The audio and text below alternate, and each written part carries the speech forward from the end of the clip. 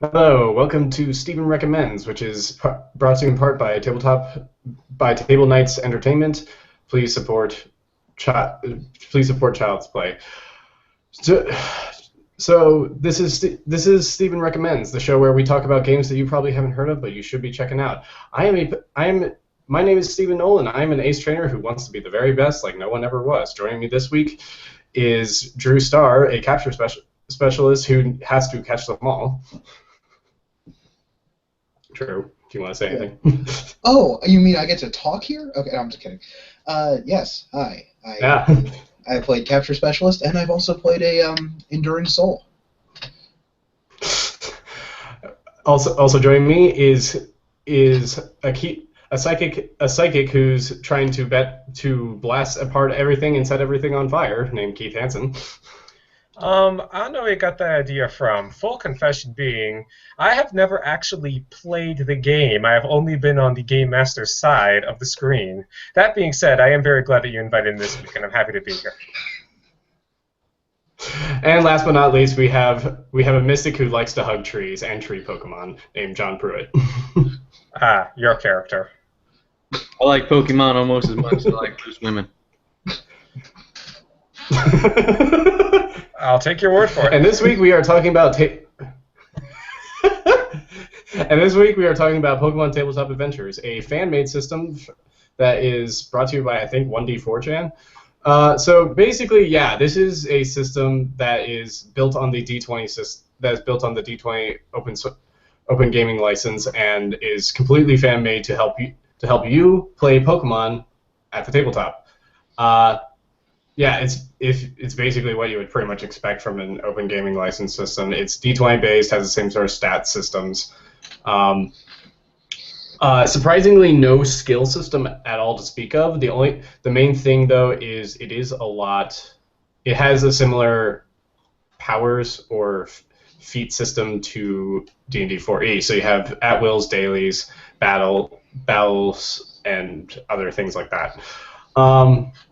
So the main thing, though, is that your Pokemon and your trainers get to participate in battle and do things. So trainers get trainer features, which can range from anything from being able to, do things like boost your Pokemon's experience gain to actually using Pokemon moves to participate in battle.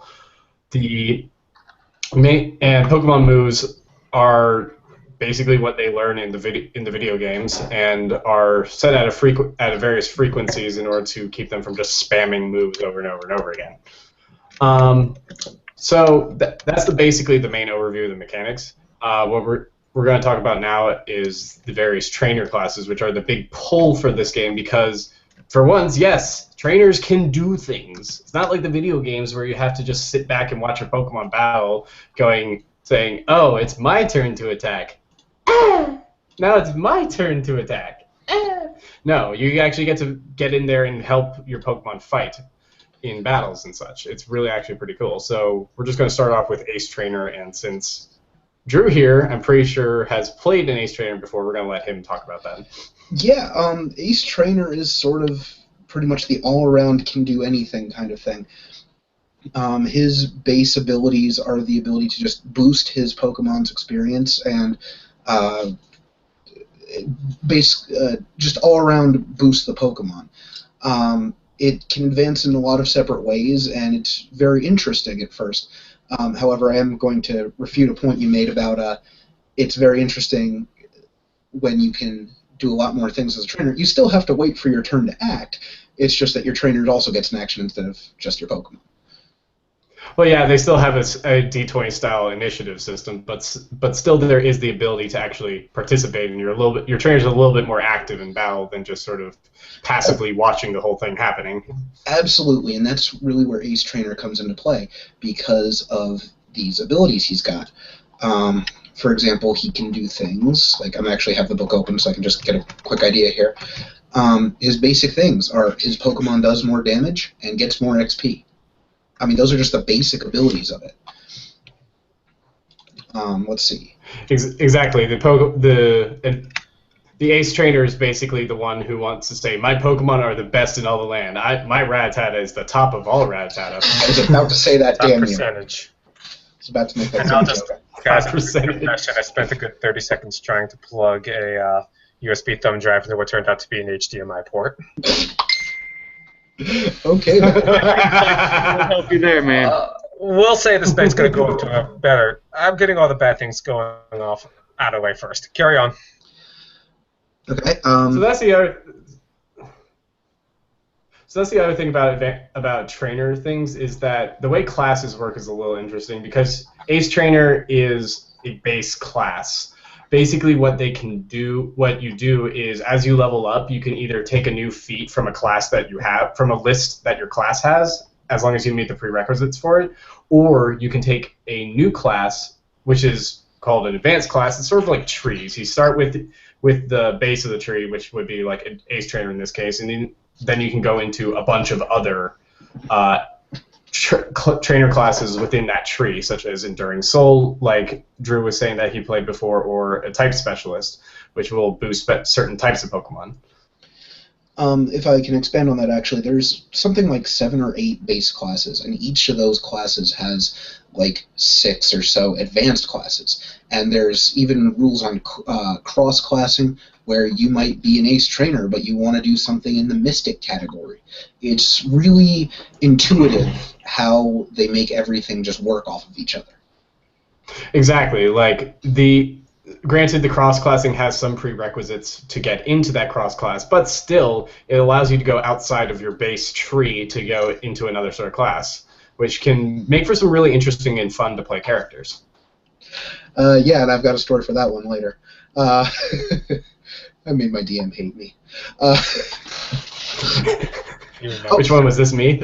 No, this one was not you. This was Sean.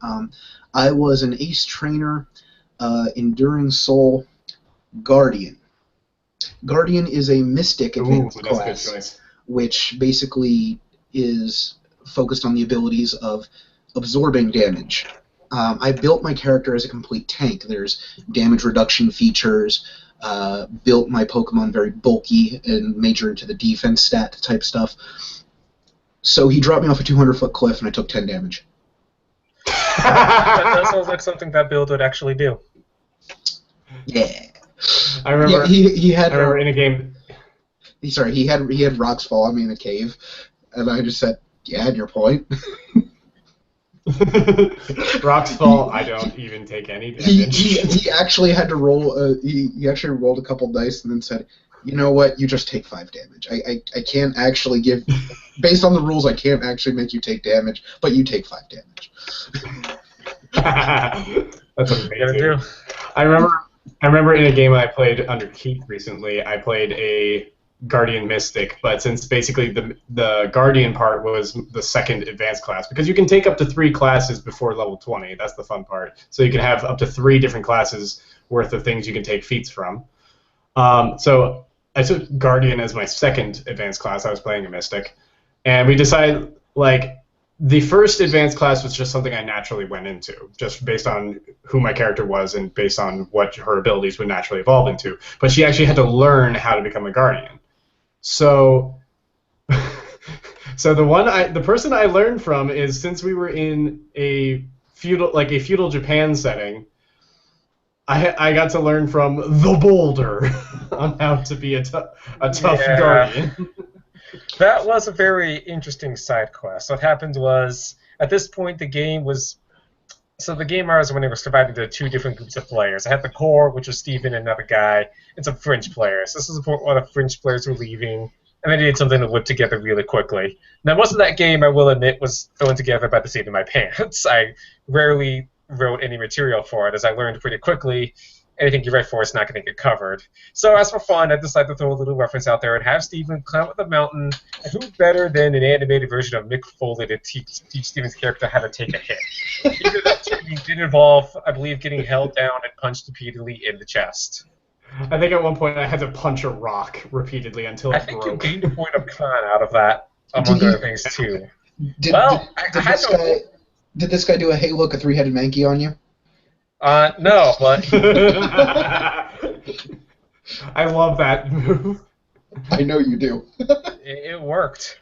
I guess as far as my opinions towards the Ace Trainer goes, it's at the same time interesting, but at the same time boring. On the one hand, it is the most archetypical to the games. If you want to be specific at battling, this is the best one. If you want to have advantage at a certain type, a certain statistic, any certain thing that you can optimize in regards to the mons on the field, that's the class.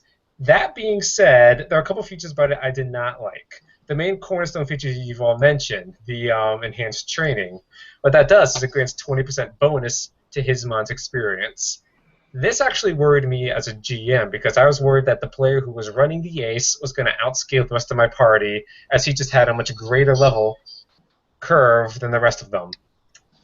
Also being said, while it is understandable that, yes, in this game you could just run up and just punch the other dude in the face, a good part of the game, at least setting allows it, revolves around legitimate fights that look more like ones from the games themselves, where it's just the two mons going at it and then one's sitting on the sides. And in these scenarios, the ace is broken.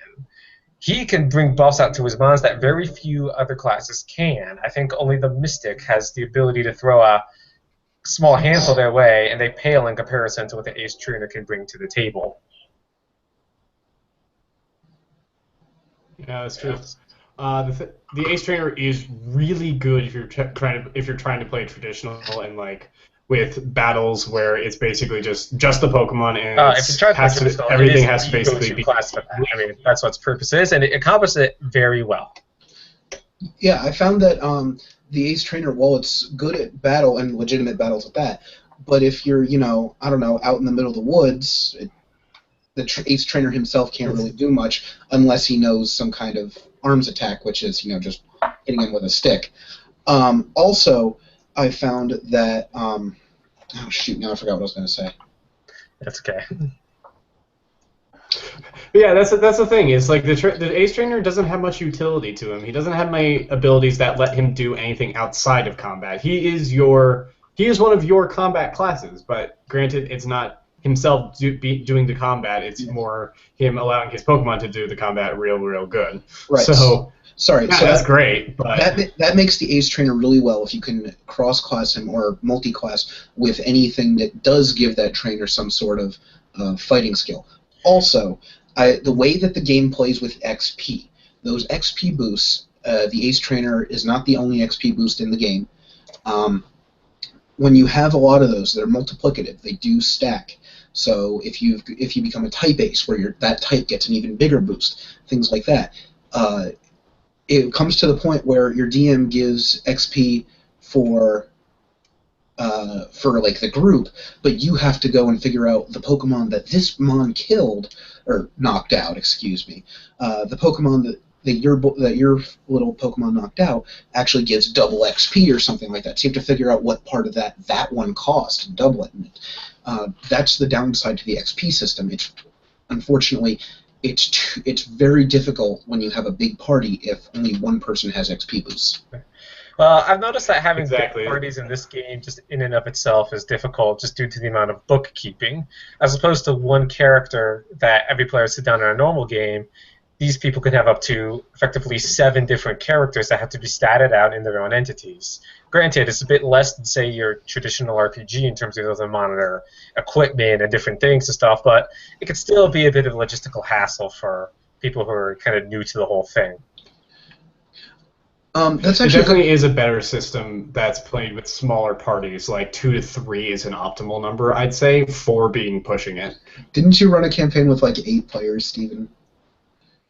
With me, didn't we? That was the first time we were basically. That was basically the first time we played. That was the first time we ever played this system, and we were basically doing stress tests on it.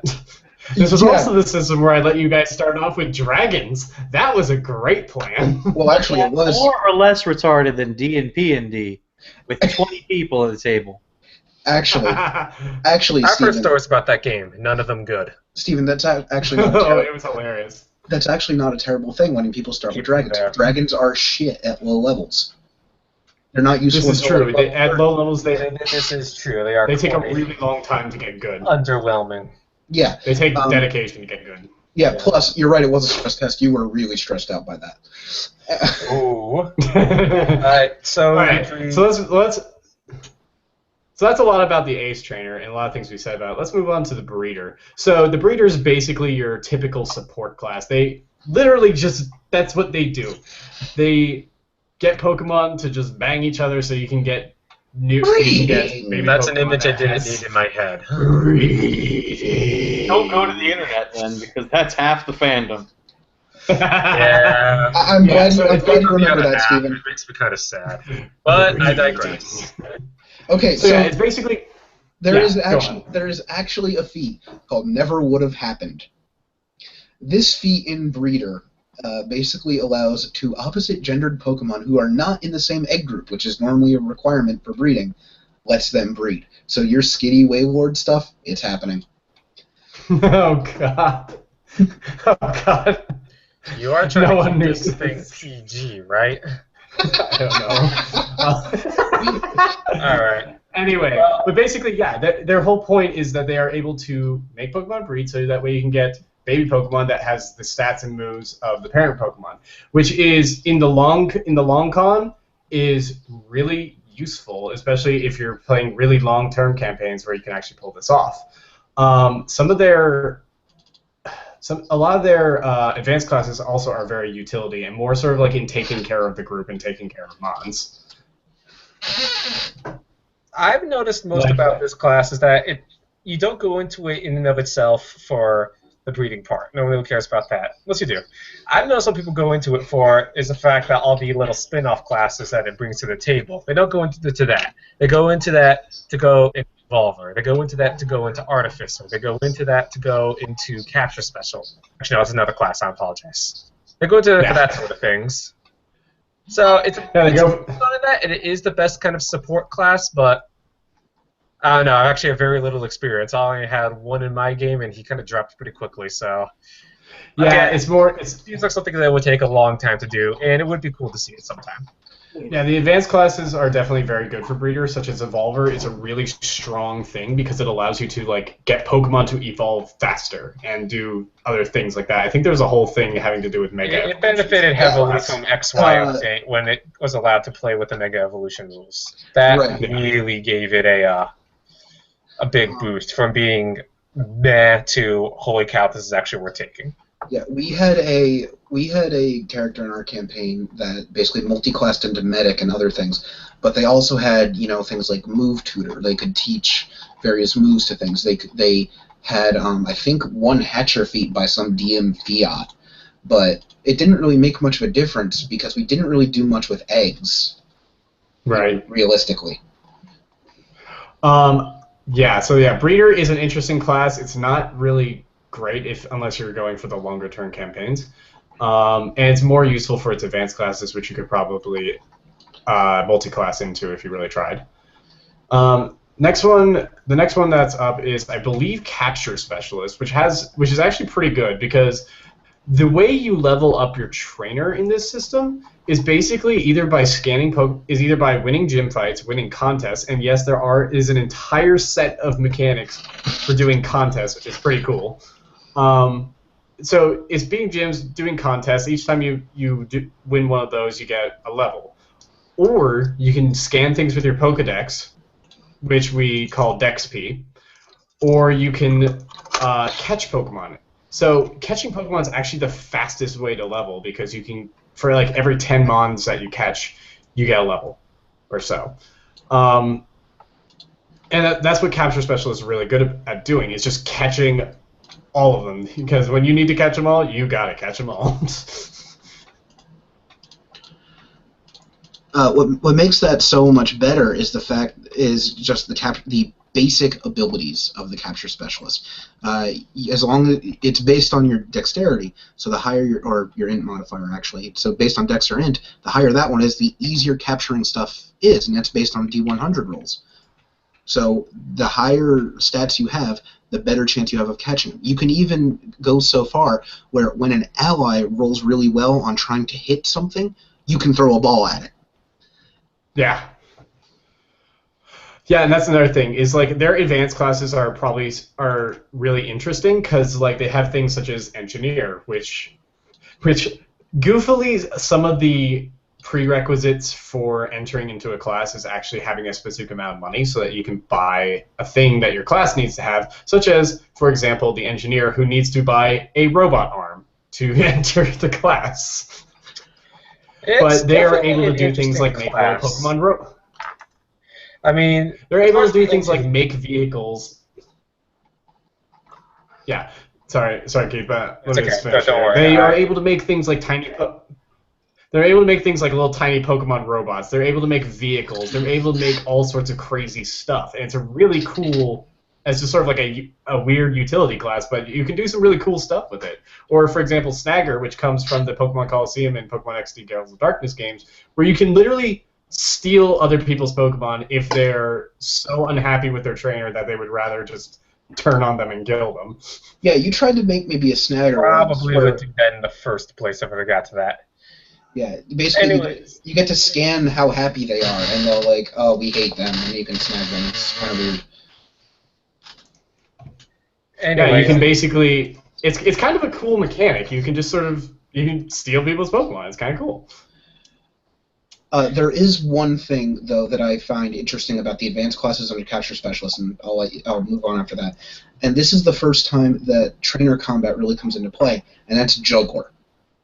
Juggler is Juggler. a master of thrown weapons. Thrown is one of the types of weapon types that the trainer can use to fight. Like, he can pick up a rock and throw it. He can... whatever classifies as a thrown weapon.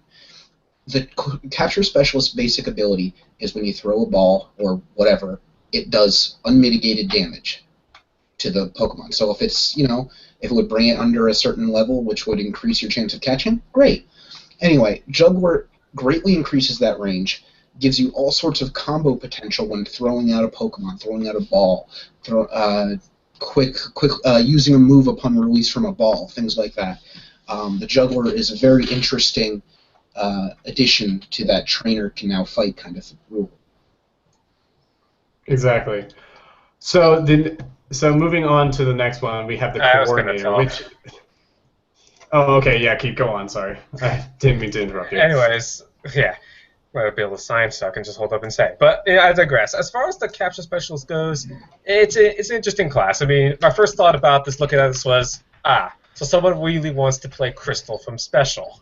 But it is actually really interesting in terms of that regard, and not just the engineer, where your character chops off your arm and effectively swears loyalty to the Adeptus Mechanicus. I think it actually is one of the most utilitarian, both in and out of combat, in terms of being really able to stack the deck of capturing in your favor. It's not a deck, but being able to bring so many modifiers to the table that is really helpful in that.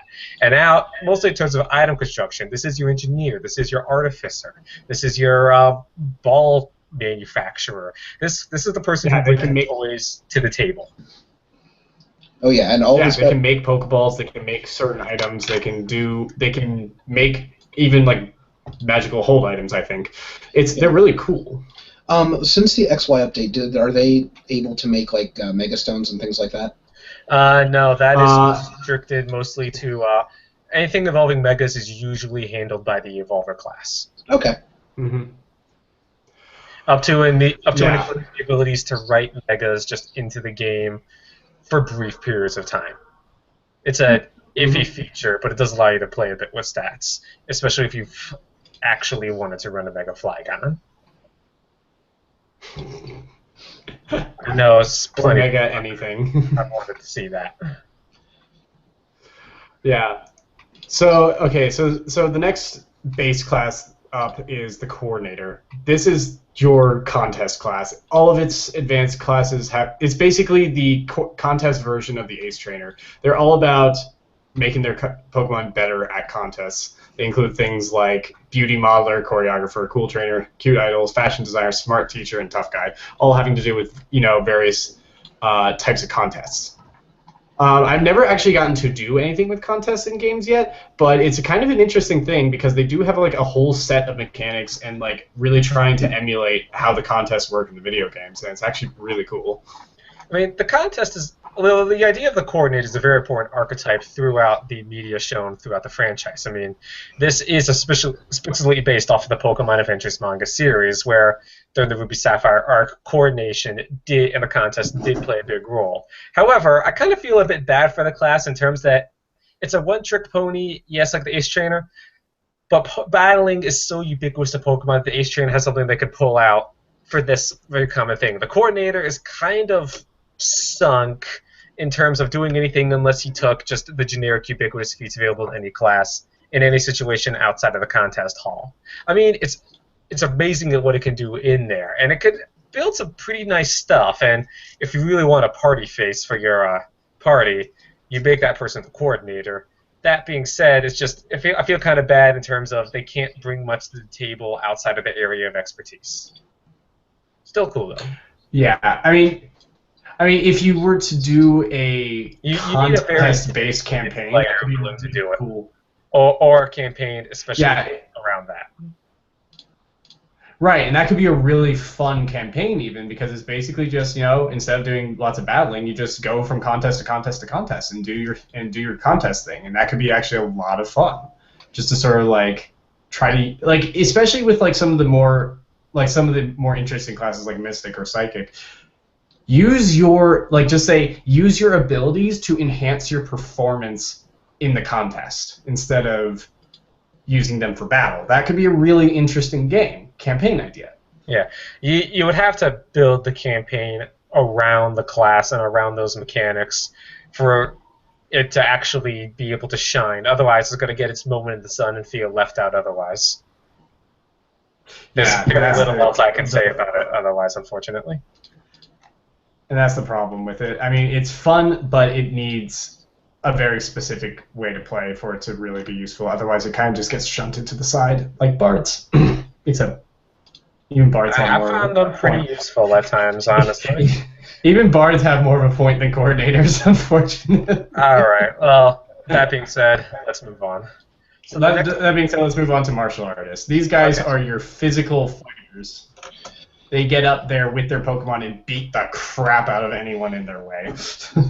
Steven, you should know someone who has done a lot of fun with this class by the name of Mr. English. Okay. You don't even know. He, in one of his advanced... Are you alright? No, he's not. Because one of the things that he's done, Steven, in one of the advanced classes, you're able to take Aura Sphere as a move for yourself. That was...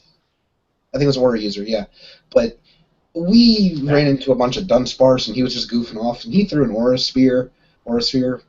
Let's just say that Dunsparce doesn't even exist anymore. Okay.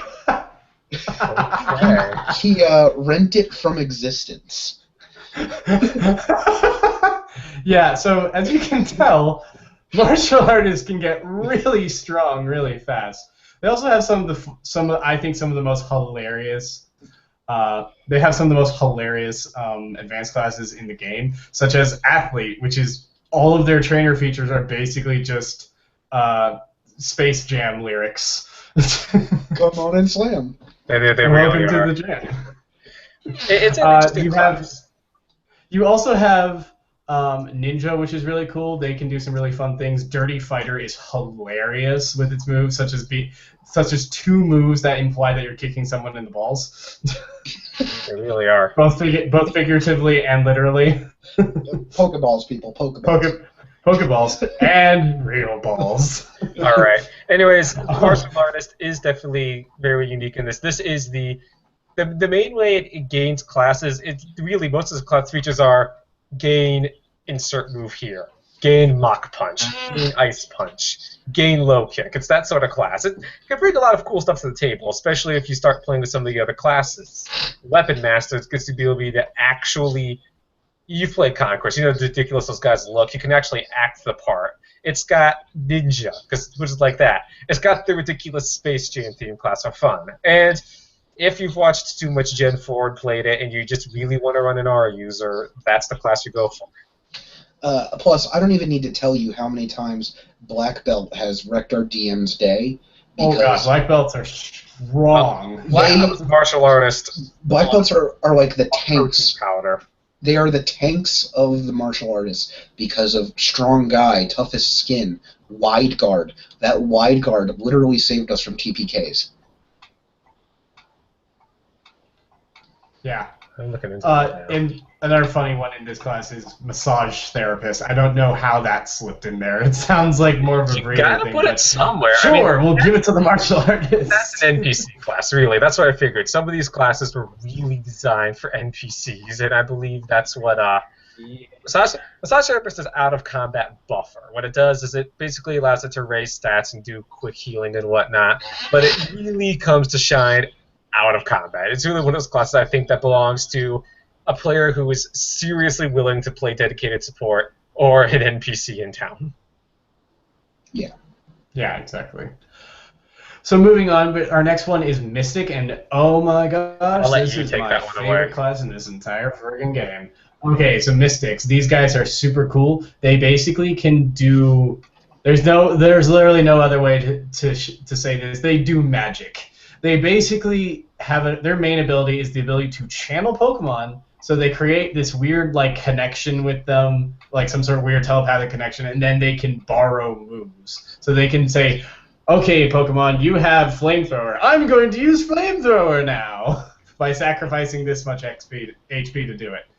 Sure, why not? Okay, we got a class dedicated to that. It's really crazy. It's really goofy. But it's really actually very fun to roleplay, especially if you want to say, I am very in tune with Pokemon. I want to really be sort of like that Pokemon-obsessed person who's like really loves the Pokemon and loves the world. It's sort of that hippy-tippy bullshit. It also adds a whole new dimension to the flavor itself. One of its features, zoopathy. You can talk to the Pokemon in its language. I mean, exactly. You can communicate that by itself. Mystic is definitely adds a whole new layer to like what you can do. It is one of those classes that on top of that, it has probably a campaign around. Carry on. I don't think you need to necessarily build a campaign around it, but they do. It has to be able to fit with your campaign's fluff, really. If someone shows up and they bring magic to the table. Granted, this is actually nothing new if you've dug around at some of the ancillary stuff. Self-proclaimed nerd. That being said, if someone shows up to it and people are just like, wait, what? It could definitely be a bit of a cow. But it's definitely it's flavorful. It definitely brings very interesting things to the table that no one's ever seen. And if done right, they're pretty good additions to a party in both an RP and an actual combat sense. Yep. On top of that, they have some of the most unique, advanced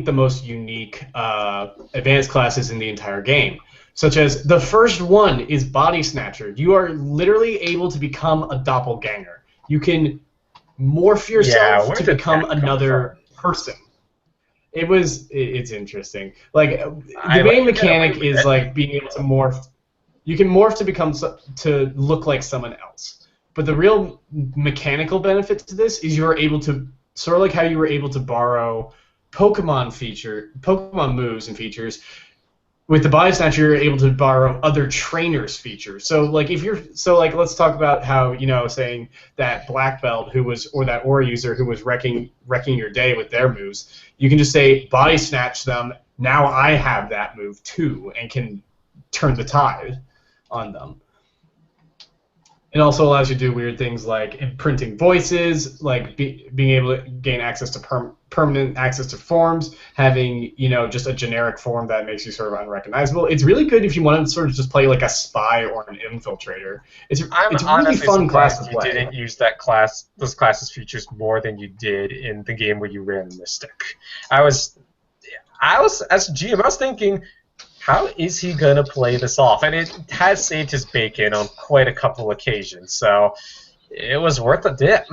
What I'd really want to do is play a campaign where, based around like an infiltration type campaign, like you said, but either a solo campaign or the main character is a Body Snatcher and Snagger. That sounds more like a villain. Yeah. It could go either way. That would be a really interesting. That would be a really interesting I style of see play. that. Because if you were a snagger, you could do this weird thing of like you body snatch a Pokemon's trainer, start basically abusing it to make it distrust the trainer, then snag it. Yeah, okay. If you combine them like that, then yes, it is much more of a villain thing. I was not going for that, but sure. Yeah, I understand. I was kind of playing it like as well. And it would be very interesting. You're basically playing that equivalent of Batman. No, I'm thinking like a Metal Gear Solid version of Pokemon here. Okay. Oh yeah, that would be really fun definitely too. be best. Also, well, it does fit the game best fitting for small groups type deal. That Yeah. if you try to do anything that related, you're definitely going to keep the party count small. Bonus points if sneaking and cardboard boxes are involved. So clearly, what we're going to be playing here Thank you, is Kojima. Metal Gear Pokemon 3 Ekans Eater. God dang it. All right. Best Bond theme I've ever heard. Second best Bond theme I've ever heard. What's the best? I still hold up the Chris Cornell one from Casino Royale as the best one, but it is because I really like Chris Cornell.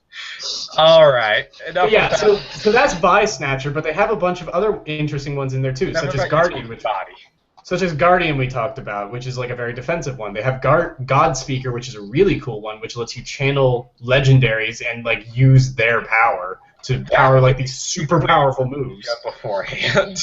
I'll say right now, God Caller needs to be cleared with the GM beforehand, because that is just.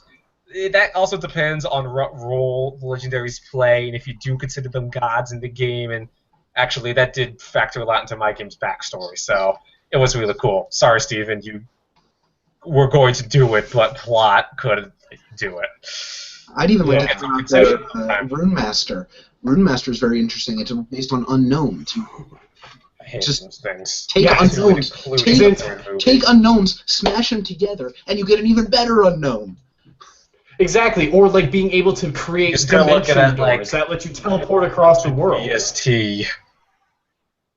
Like the Rune Master is probably one of the coolest ones, just because like it's an entire class based around unknowns, and it has a lot of not only battle use, and since unknowns actually became stupidly good in this game because their damage can go up to like D20s worth of damage. I still refuse to believe, even though I know I'm in denial.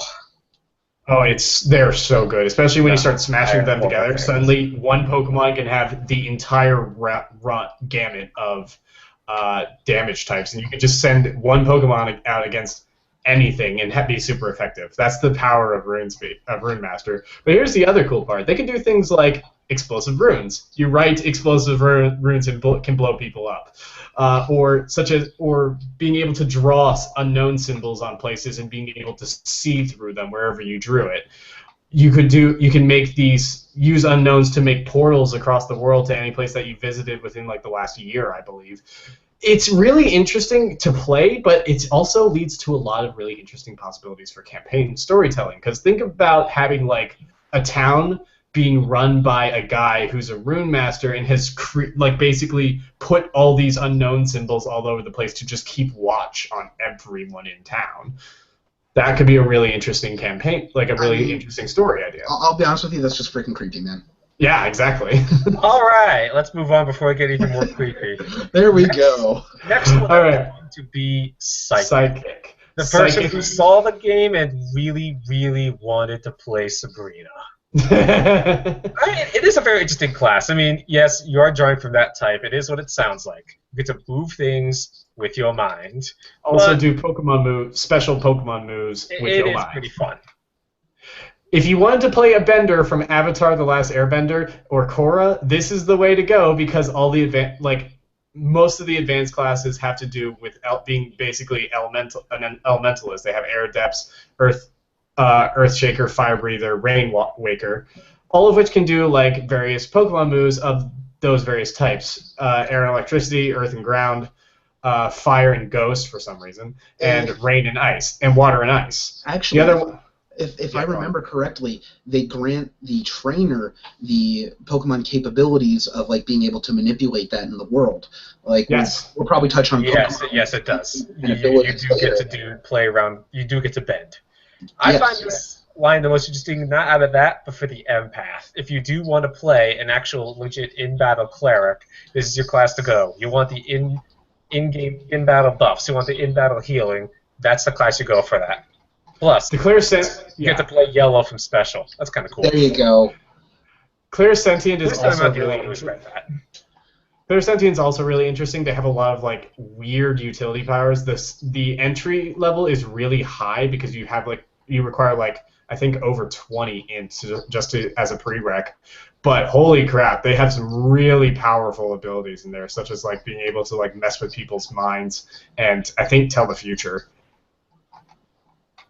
And also on the last one in the last advanced class in the psychic tree is the Hex Maniac, and holy crap, if you want to just be battlefield control and debuffing, Hex Maniac's the way to go because they can just shoot out all these horrible things to people like hypnosis, confused ray, other debuffs, and things like Dream Eater and stuff. You can do all sorts of crazy things with the Hex Maniac. They're nasty. They're nasty people. Well, hope you don't run into them then. Don't run into them. If you see Hex Maniac, turn around. Just go, nope, nope, nope. Next is the Ranger. I know very little about that class. I'll let you take it away. As far as I know what it can do, it's kind of the closest you could get to being normal without going ace. It gets to play a lot with the mons in the wild. It gets to pull a lot from nature. Its biggest pull is the ability to kind of make a mon friendly, which could have useful applications. The biggest one being having the 7th mon out of 6. But it does let you kind of befriend it, lets you use it. You could kind of assign it to your team temporarily. It's cool to play with. It does have those sort of bonuses, but at the same time, when you have that 7th Pokemon that's always active, that means you always have another way to split that XP. So if you're trying to raise another Pokemon, being a Ranger does not help you. What the Ranger can do is, let's say you're fighting a warring herd of Nidorina and Nidorino. All you have to do is befriend one, have it attack one, and just keep turning them against each other, kind of thing. Oh, the Ranger is definitely the best off in the wild. This is also where its extra classes go. Survivalist pulls from this. That's kind of best at that. I guess I could mention the Spec Ops one, but honestly, that's kind of a fringe one. I'm not sure how I feel about that. But again, this is things that do best out of town, in the wild. It's a very good out of combat kind of keep the party going class. Yeah, survivalist. Ranger is definitely interesting. Sorry, go ahead. If you go in dungeon crawling, Rangers really interesting because they definitely are very good out of combat, but they're also like they're sort of like the command position. They can buff other people, they can buff other Pokemon, they can do all sorts of stuff like that. They are really good at like they sort of are an actual like fantasy style ranger in that they're like best out in the open, out in the world, but they also have that sort of weird capability as being like sort of like a lawman. You're sort of like a combination of a ranger and an FBI agent. So you can basically sense of the word. You're a cop sort of as well. It's a lot of I've seen one guy play it. It does make sense if how you consider the way the Rangers work in the franchise themselves. They kind of are cops outside of the town. So right, this class is very much to go along with what you're saying. I'm sorry about them being the best outside of out in the wild. That's literally what they're based off of. They are designed to be the one who knows exactly what to do when the brown stuff hits the fan. You've got commander, you've got coach, you've got strategist, you've got detective. I think strategist is ace trainer. Oh, it is. Well, the point still stands though. You got commander, you got detective, rider, signer, spec ops, and survivalist. Yeah, you've got survivalist tells you what this class is really meant to do. Yeah. You've got the ability to basically survive in any circumstance and be able to figure out how to get out of it and have some way to do it. Yeah, yeah. When things go pear-shaped, the Ranger that's when the Ranger shines. Definitely. And it is very heavily based off of the video games in the Pokemon Ranger franchise. I have played a few of these, so I do know what they're pulling from, and it's basically like their whole point of their thing is basically to grab Pokemon for temporary use to help you get through an area. Sometimes, like if say you need. It's like say you need to get across a river, you're able to make a raft, but you don't have any like water Pokemon to pull you across. So get the ranger to just round a few up, and tow you across. Boom, you're done. And then they lets them go as soon as they're done with that. It's very useful for just like quick and dirty. We need this sort of Pokemon to help us do this sort of thing. Here we go. And plus, if they like you enough, you might be able to catch them afterwards. You do. That does have to all cost an ability, though, so think about that. But hey, it's also very flavorful. I'm kind of disappointed that the Ranger can't actually use that more. Yeah. Also, Coach is probably another one of the most hilarious classes in all the game because it's the entire feat list is tightly drawn from Daft Punk's Harder, Better, Faster, Stronger. Yeah, which each line is just like a different feat that lets you boost your Pokemon. It's hilarious. All right, well. Oh, and Rider is definitely one last thing. Rider is definitely an important mention because it's another thing that you can do in the tabletop is actually ride Pokemon. They are big things. You know, you can ride your Rapidash to get from point A to point B really fast. That's actually a little bit great. Rider's actually a little bit broken. The last I played it, because it's hilariously broken. You just use the Pokedex to figure out the actual size of the thing and figure out can it carry you. We had it was something small. I think it was a Soul Rock lifting one of our guys up, but the guy was literally hanging onto it with both hands, and he was just floating away. That works. Although sometimes you might want to play GM Fiat. Right, and he did. I'll be honest. He couldn't ride a Magikarp, but hey, the Magikarps in our system, they could carry you, and you don't want to get close to them. Let me just tell you that much right Hey, I'll take your word for it. Because they're going to turn into, I wouldn't be surprised. Yeah, I'll show you that one a bit later if you want. Anyway. How about that? How about the time that Drew rode a Rhyhorn into battle? Like I'll get to Stone Rhinoceros. I'll get to that. I promise you, I'll get to that. Please, just one Rhyhorn? I had an entire battle scene with Rapidash being used as heavy cavalry. Anyway, but Rider. Reenacting Last Samurai here. A lot of Rider's abilities can literally affect your allies as well. So it's actually very good to have when you have a bigger group when you're in the wilderness. I don't remember the name of it, but there was one that literally lets you transfer some of your abilities of not being knocked off and things like that to your allies. Yeah, that's really good. Yeah. Usually. Oh, no, it totally is. All right. This is speeding up. Let's move on to the next one. Next is one I find kind of most interesting. The last one. Researcher. Yeah, the last one is the researcher. They are scientists. They are able. Their main abilities are they're able to know. They can know literally everything about a Pokemon. They can get to the point where they literally know everything about a Pokemon just by looking at it. No need for Pokedex. No need for anything like that. But they're also very good like utility guys because they can find out interesting things. They can get certain.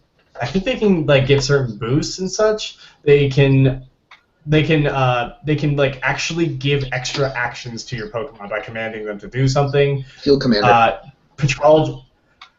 Patrologist is an interesting one because he can basically make evolutionary stones out of any normal rock. Well, hold on. That one terrifies me.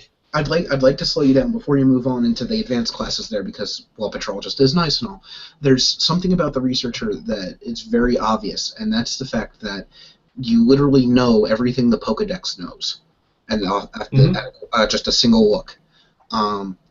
In game, if you don't have a Researcher or you don't have the ability to do that, I believe it's you get 3 turns before the data comes back. I think it's 2 or 3, yeah. Yeah. So if you don't know what the heck you're looking at, which let's be honest, at this day and age, you know what you're looking at.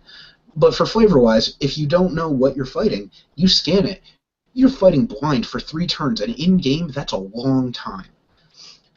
Researcher's utility is honestly incredible. Because he goes, oh, hey, guys, it's a water type. There you go. Exactly. Like, oh, hey guys, this is water type. Don't throw your fire types out there and shock the crap out of it. It's a handy thing, especially that being said, you do have to kind of set up player knowledge versus character knowledge. But if you do, that's when that feature alone really shines, and that could honestly save the party, which makes the class in and of itself worth it in scenarios. I can't believe you said that. Oh, I have yeah. another story for you. Okay, one thing though, I just want to say the Patrologist is also one of the most interesting because for the most part, the Researcher is a utility class. And most of their abilities are for outside combat, except for those that let them like command people's Pokemon in combat or like tell them exactly what they need to know about various Pokemon they're fighting. The Patrologist is interesting because he can just make evolutionary stones out of regular rocks as an ability, which is crazy.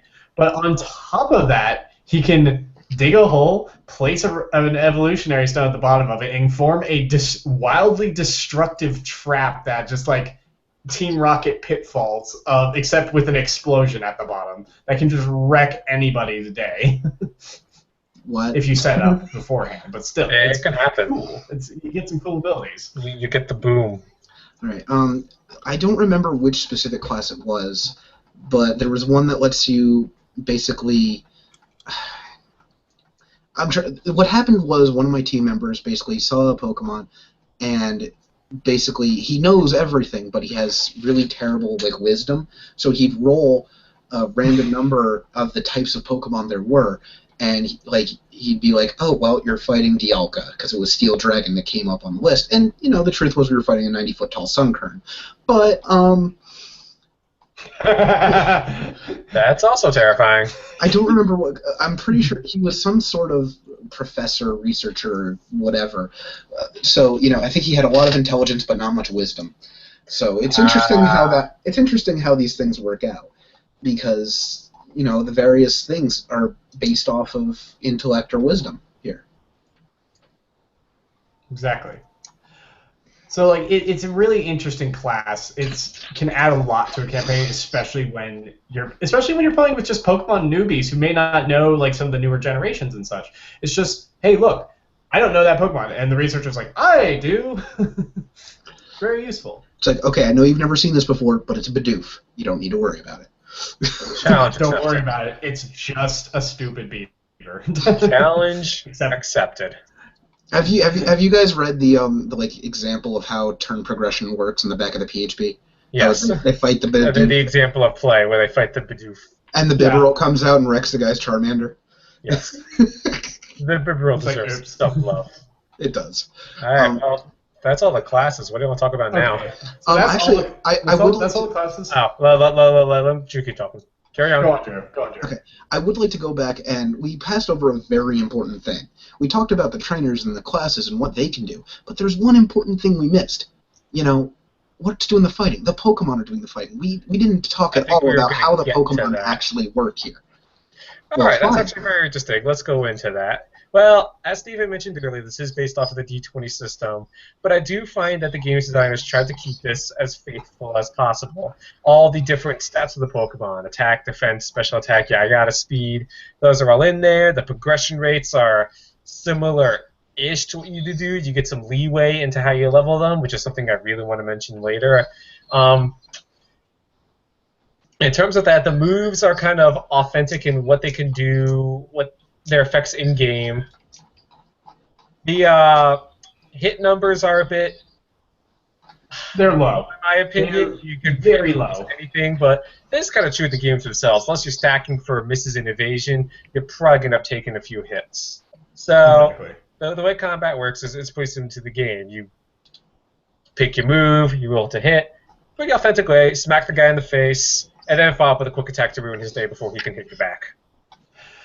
And that's the other interesting thing. They actually added things to the moves that actually makes them feel a little bit more like, you know, a little bit more like you're actually fighting things, such as Scratch. You know, it's not just run up to the guy and scratch him. It's what they call a pass move. You can actually go, you have to first go by that Pokemon in order for it to work. But if there's multiple Pokemon on the line, you can just go by all of them and make an attack against every single one of them with a little bit more difficulty with each subsequent attack. Yeah, there are various keywords that help with that, like pass, burst, things like that. But Steven, what'd you do? Nice job, Steve. I fell over. But What are you wearing? I'm tempted to keep talking just to get the mic off you while they try to fix everything. So I was too. All right, here it trying goes. to see what I was saying. I mean, I could rave and rant about this long enough to go on. So where do I start? Before you start, there's one thing that I didn't like about the system, and that's the priority system. I was going to get to that myself. I Go did right not ahead. like Go it. right ahead. Okay, it is very poorly written. Thank you. I mentioned all the stats are in the game. There's only one that matters, and that is speed. Due to the way priority works, whichever mon shows up with the most speed goes first. If you ever played Pokemon or even just watched some high-level Smogon fighting, you know it's rocket tag, all right?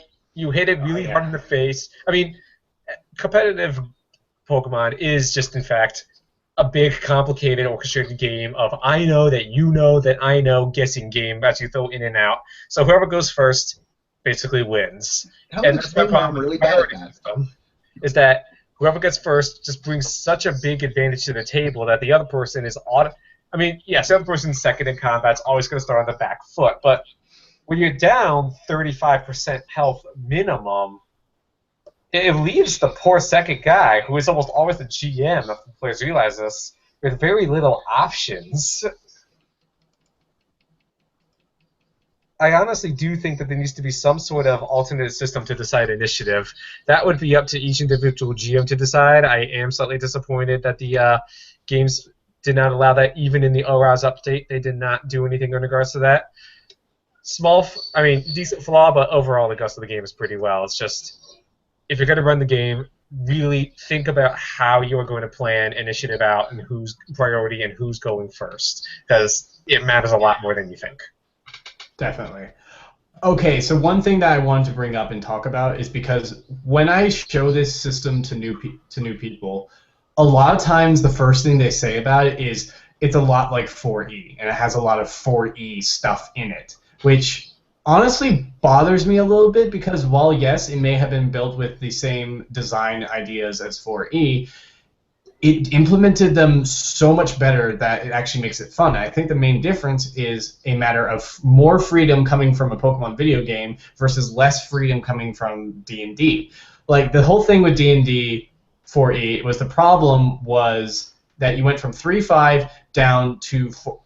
We went from 3.5 to 4E. You went from like the most customizable D&D out there to the least, like, one of the like most restricted and video gamey, let's face it, D&Ds out there. So it was just this giant step down in freedom of what you could do with your character, and it was that great against people. It wasn't as much fun because you couldn't do like the same sorts of things you could do, and like the fact that you didn't have, like, you know, these like various generic things like a generic attack or a generic whatever, it was just like restricted. It's not as freeform or as flowy as, you know, something like 3.5.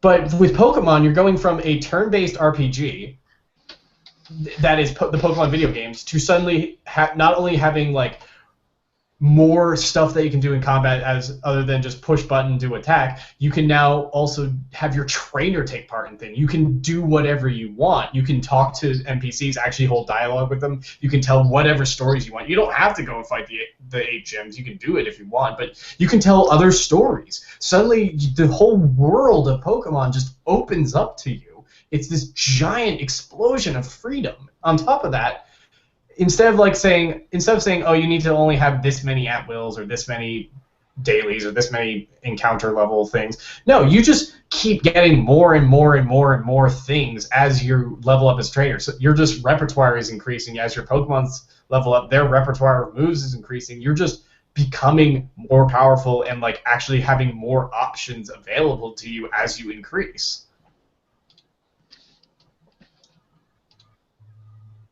I'm sorry, I never played 4E, so I got very little go off of, but I'll try my best anyhow. I played it once. So here's the best that I could do in regards to response to that. The main thing that I'm going off is when you said video gaming. I mean, we're talking about a game that's entirely based off of for the most part, a video game series. I do Exactly. think it's interesting how you do mention how, yes, it does open up a lot more. There's a lot more things to do, a lot more ways to play this in terms of what you can do then besides hit button, roll dice, hope for the best. I guess it's an interesting perspective in terms of that. It's also I'm very sorry, I guess we're not the best audience for that. It's Carry on, also Drew. very different in translation when you have a tabletop game where literally all the information was just in 30 billion books versus a game where the legit canon information was in a cartridge this big. You know, Yeah. it translates so much easier from in an expansion of what you can do from game to tabletop rather than tabletop to game. Not that that's actually what they were going for, but you get my point.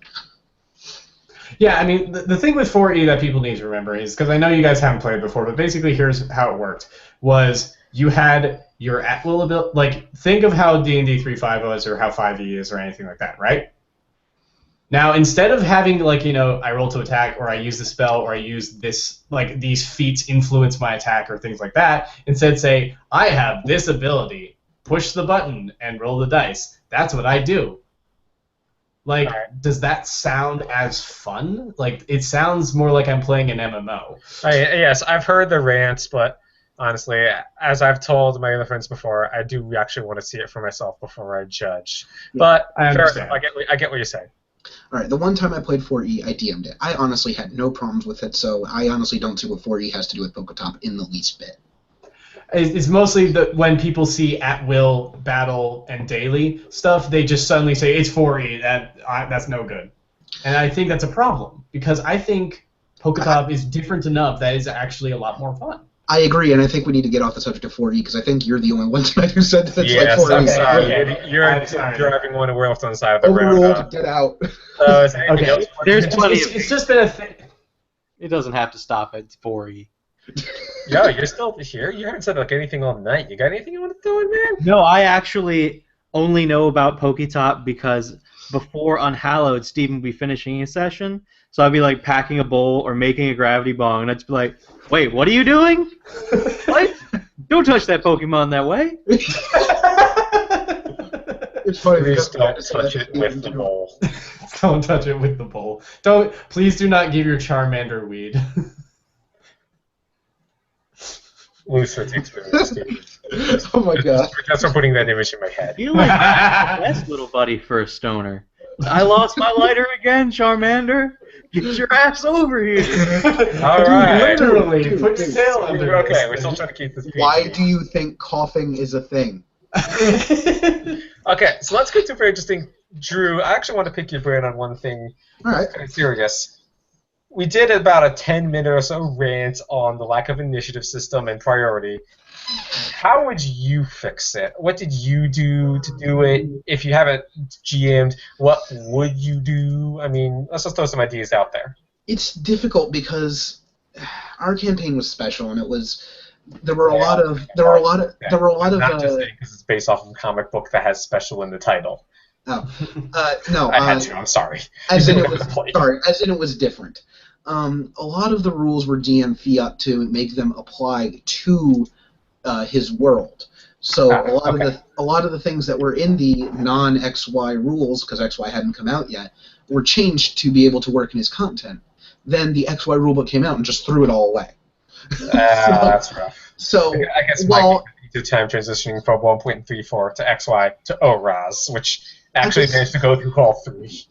now at the same time there was a problem with the speed system. You'd have Pokemon with 30, 40 speed. Yes, I had that Pokemon myself because that was awesome. Oh, jeez. Yeah, of course. You stack that to do that. And you know, I think one of my buddies had a Shuckle because you don't fuckle with Shuckle. Of course. And he had, you know, 1 speed. He literally tanked his speed. And, you know, I'm just sitting there twiddling my thumbs waiting for him to do his thing. You know, it's like, okay, I've clearly got I've got 50 times more speed than you. Why do I have to wait for you? You know, that doesn't make sense in the whole stat thing. But the real thing I hated was how the interrupt-intercept rules just worked. With the interrupt keyword, you could basically use an ability out of turn, but you'd sacrifice your next action, if I have that right. Correct. Yes. Yes. Okay. I'm not willing to dig through the rulebook right now to get to it, as there is an entire library's worth of keywords. Right. If And you're going to GM the game, it is very worth sitting down and learning what they all do. Right, and I'm just going through memory here because it just Of course, I annoyed me myself so as well. much. Yeah, and like the example you gave earlier, he runs up, scratches through 3 enemies, and then uses a quick attack before they can even recover. That was great, but for some reason we never did that. I don't remember exactly what we came up with as the actual rule, but it just didn't work. It doesn't work. I was kind of being facetious in terms of that. I think the way rules But I are think, written... but I think that's actually how it's supposed to be. I think that's exactly how it's supposed to be. You have the interrupt move, you do your thing. Oh, they're trying to do something else. Interrupt, punch. I lose my next action. The game is quite bare bones, and if you've ever read the GM's guide, it is implied that the game is kind of written, do whatever you want. This is kind of a by GM, for GM system, so... Fair. Yeah, it is. I think that entirely if you actually did go and do that, I don't think the game designers would be too disappointed. Right. Well, unpopular opinion, you don't actually need an initiative system. If you have really long strats, like Magic the Gathering has a mana curve, then it doesn't matter who went first. It only matters who can reach their critical mass of options before the other. Yeah, I also didn't like the options for frequency. The options were any time, at will, every other turn, and Battle and center. And center. Which I get center. It takes literally pretty much all of their energy. You have to. Yeah, that's your hyper beams. I get that. That. Battle, even I get. It's such a powerful move. You can't really afford to take the time to do it more than once a combat. But to have the only step up from that being EOT and at will, I didn't like that. I mean, I get that feeling. I mean, it does limit it a little bit, but at the same time, it's like, yeah, there should have been like maybe a longer wait period. Like every 2 turns, every 3 turns. Yeah, that would be worthwhile. I guess you could write that in the opponents. That'd be a pain, as then you have to go through the library of moves. Every single one from the games is carried over into here. And a lot of them have side effects that carried on, even if it's just this actually goes in a straight line instead, or goes out in a cone, the way it works. So you do have to read up on every move. So it's a lot of work if you want to do that. It's a lot. Okay, since we're not talking the 4E thing as much as I thought we were going to, how about here's an interesting topic. The sorts of campaigns that you can do with this is enormously vast, because it's like suddenly you're not restricted to just doing the GM battles. Like I said, we did a whole campaign based on basically like feudal Japan, and have sort of redoing the conflict in Ruby Sapphire with a feudal Japan spin on it. So it was like 2 cults worshiping 2 gods. And we were the third one trying to stop them both.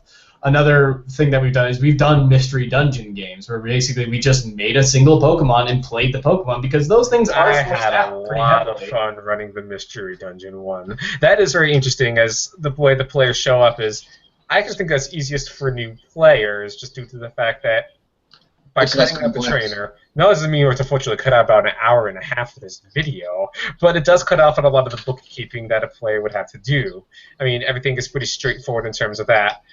That is where I really learned that something needed to be done in terms of speed, but back in the Feudal Japan game, I could at least plan around that. I could plan surprises, I could plan ways things are done, I could have the trainers do something else. As Stephen implies, as Feudal Japan, most of the trainers were actually warriors of some sort or another.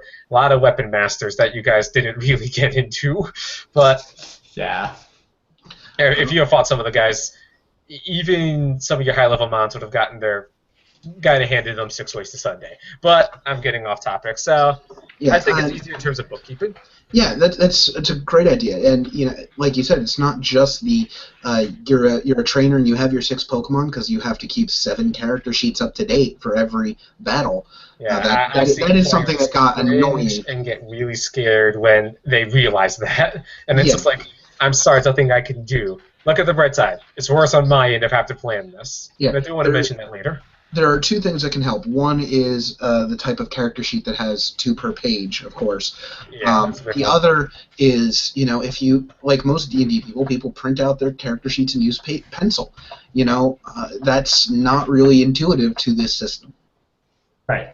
And I do think the mystery dungeon thing is a very fun thing because it's like you're just playing a single Pokemon. Like I think the two that I've heard of that Keith has run is the first one I played in, and it sort of like slowly morphed into this idea of my Pokemon was running a care center You for were a social worker for taking inner city kids youth Pokemon. taking kids on a field trip. The second one was more ridiculous. So here's That's the great. backstory for how this second game happened.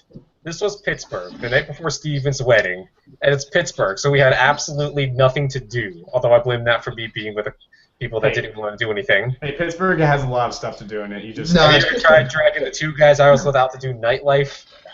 Trust me, I'm sure Pittsburgh had many things to do. They would never do it. But I digress. So I had to come up with something kind of on the spot and actually let them go into the driving seat. At first, they were kind of fighting some guys, talking stuff. Then, John would appreciate this, they ran into a guy who was obviously stoned, and it quickly turned into them deciding to go bust whatever drugs he was using, and it turned into a buddy cop show, so to speak. What? Seriously, they ended up with them going into. So I originally played this mission as a thing, kind of. Okay, so they're in the jungle, they go into a cave. You play the first level of Halo 3, you're gonna have a deal what the setting was, and it's a buddy cop. No, they had to go bust the bankies that were distributing glue, which is this new narcotic, on the streets, and the city showed up at a later point too.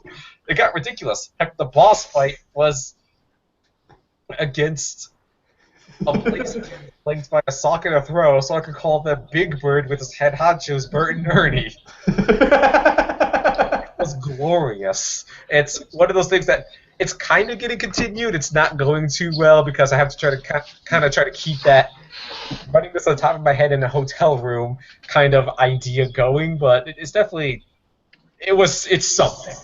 Now, of course, each campaign is obviously only going to be as good as its DM, and it sounds like you've got some really the players interesting were the things ones there. that were driving that one. I actually planned it's going to be they're going to go in, dig around, get some treasure, going to come up with, and they're just like, nope, we're cops now, and they're just like, okay, you're running with this.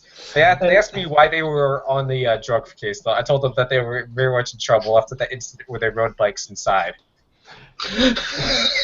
There were no survivors. And that was the funny thing about the social worker game, actually, was because it just sort of evolved out of nothing. Because we basically had one player playing a Flareon, we had one person playing a Wooper, and I was playing a Gardevoir, and the other guy was playing a Hitmonchan. Basically, what happened was it was just like the Wooper was super derpy, the Flareon was super emo, and I was basically just exasperated by them wandering off. It got to a point where myself and the player playing the Flareon got into debate over what emo album the Flareon was going to spend its reward money on.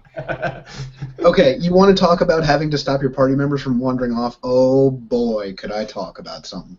You want me to go into this campaign? Because Steven's character got lost in the mountain and found the boulder from Avatar: The Last Airbender. Totally worth it. I have a character who's trying to walk into a poison bog to study it, and keeps escaping from our camp.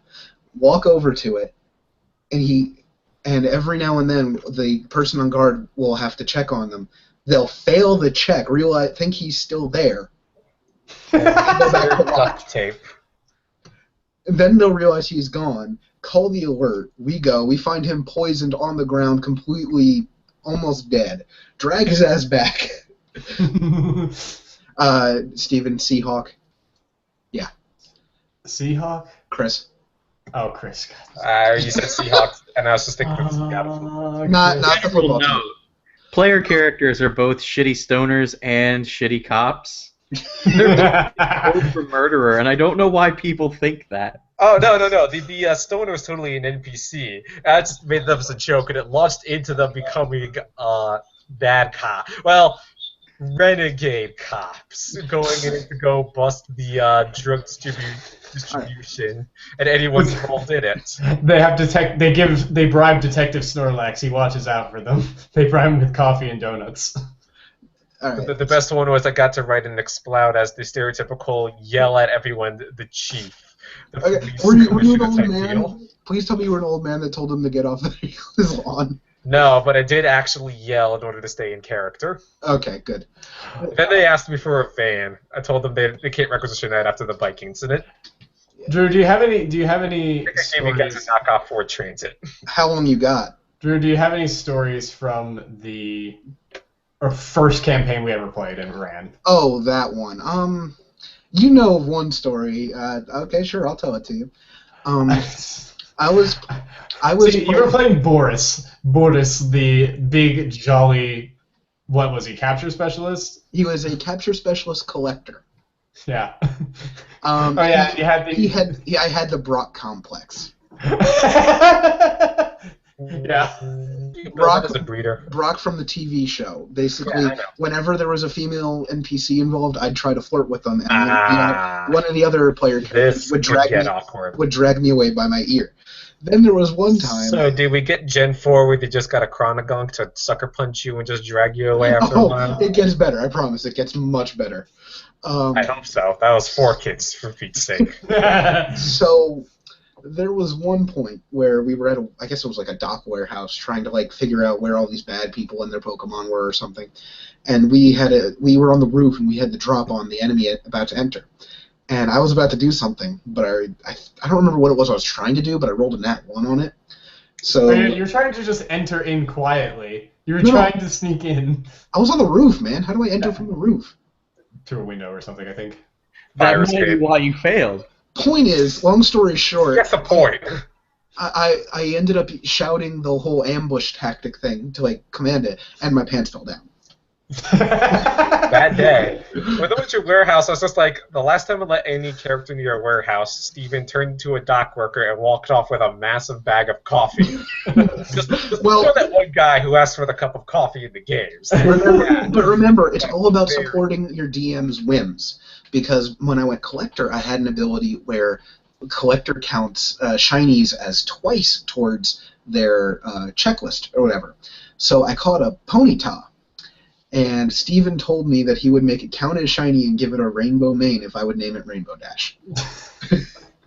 The only time my party ever got involved with the Ponyta was when they stole one to make a getaway after the town that they were currently in was on fire. And that town had a very unfortunate place to be right next to a battlefield that just kind of became a battlefield that night. Yeah. Unfortunately, that's all. Hey, it was a very cool run away from bad guys trying to kill everything, and you're just in the way session. Yeah, unfortunately. Okay, my favorite story from that first campaign happened with Doug.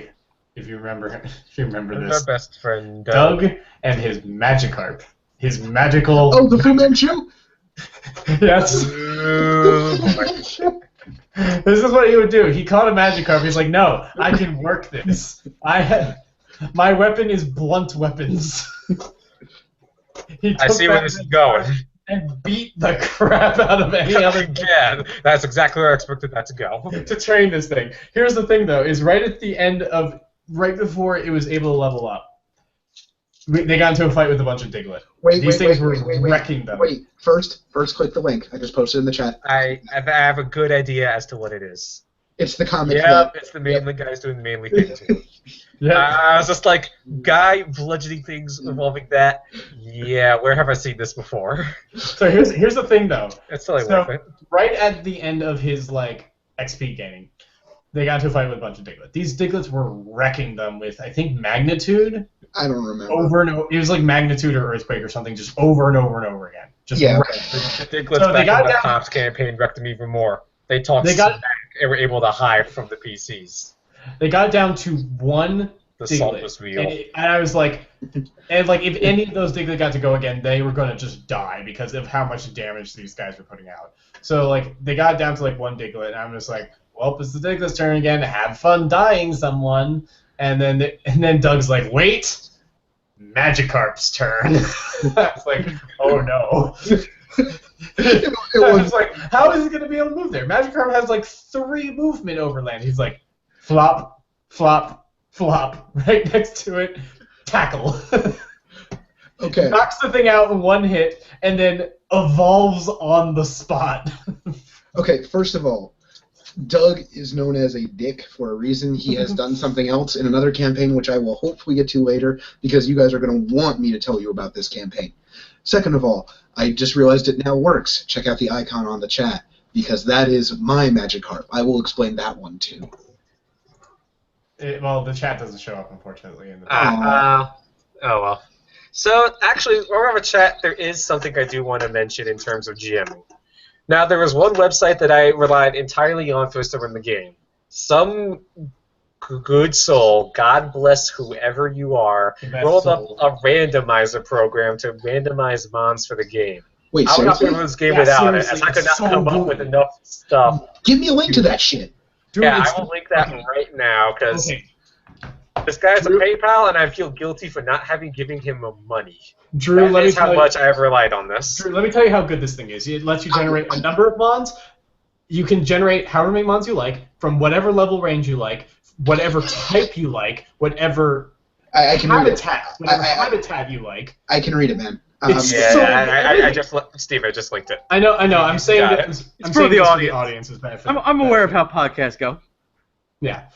This is for the audience. So you can generate however many Pokemon you like, whatever level range you like. You can generate whatever type you like, whatever habitat you like. You can generate you can toggle if they auto evolve or not. You can also toggle if there's legendaries included in there or not. You can also even toggle on there's so much you can do with it. You can get it down to exactly what you need for any given situation and just generate Pokemon for it. They'll be fully statted out, have natures, they'll have all their moves, they even have a calculator so that when you punch in damage done to them, it will calculate exactly how much it'll take off their health, as well as how That's it. I was just doing that with a piece of scratch paper. Yeah, it calculates it for you. I wish I knew. And on This top is of that, incredible. if your player was to catch this Pokemon, it tells you exactly what the capture rate will be at any given moment. Oh my god, that's incredible by itself. So, anyways, The only thing it doesn't do is for the capture rate is calculate in status effects, but still, that's really easy to just tack on to whatever they calculate for you. Yeah, I'm sending this to my old group now just to say, hey, in case you want to restart that campaign, yeah. So, unfortunately, the guy who wrote it doesn't seem to have his name on there, but shout out to you, guy, man. Shout you out to seriously, Arceus, bless your soul, and if you're like this other people, here's his PayPal link. He totally deserves some money. Yeah. So people, check that out. If you want to play this, use that resource. It is a lifesaver. On top of that, this is a great system. It's really fun to play if you're a fan of Pokemon, or even if you're not. It's a really fun system to play. It's really simple, really easy to get into, and just a lot of fun with lots of extra so much shenanigans. and a really rich world to explore. It is quite shenanigan-y, but it is quite fun. I have actually very much enjoyed playing it. Well, running it. As I said, I've never actually been on the other side of the table. Hey, Drew, you know what you should do? What? You should run a Pokemon game. I would have Talked about running. Man, I would have All right, if I was creative enough to do that. Yeah, let's say that for another day. All right. We'll wrap this up here. So to all of you watching, thank you for tuning in to another episode of Stephen Recommends. Thank you to Keith and Drew for coming and. Thank you for having me. Thank you for inviting me. Pleasure to be here. Thank you, son. And for all of you, those of you watching, from everyone at Table Night Entertainment, roll on and have a good night.